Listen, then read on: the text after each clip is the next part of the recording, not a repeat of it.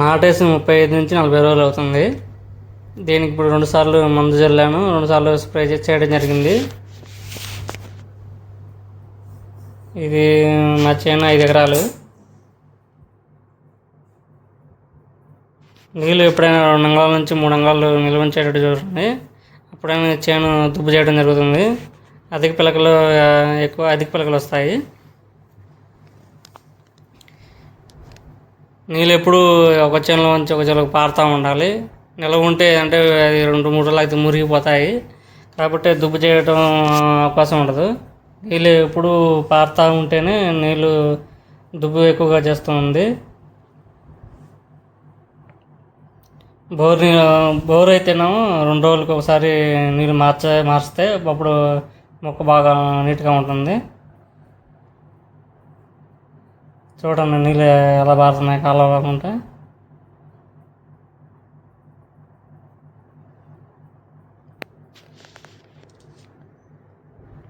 నీళ్ళు ఇప్పుడు పారుతూ ఉంటేనే మొక్క బాగా నీట్గా ఉంటుంది.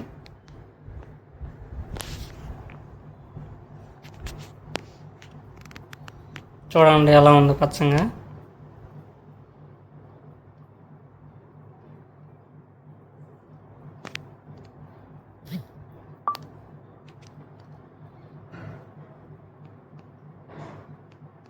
పిలకలు మాత్రం 30 నుంచి 40 దాకా ఉన్నాయి.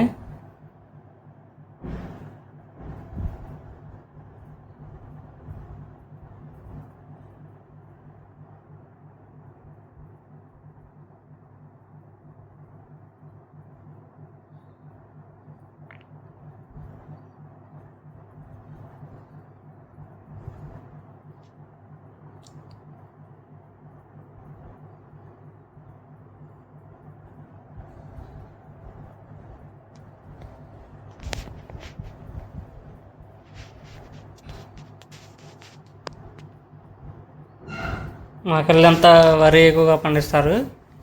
ఇప్పుడు బీపీటీ వేసాము.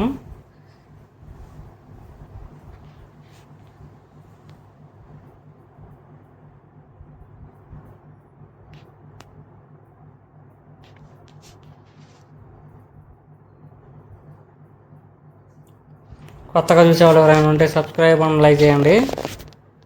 ఇలాంటి మరో అప్డేట్స్ ఉన్నాయి, డైలీ అప్డేట్ చేస్తాను. రైతు కష్టాలు చూడండి ఫ్రెండ్స్.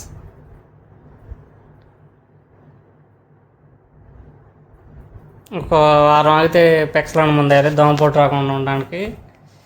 40 నుంచి 45 రోజులు మధ్యలో దోమ వస్తుంది. అది రాకుండా ఉండాలంటే పెక్సలాన్ మందు కొట్టుకుంటే బాగుంటుంది.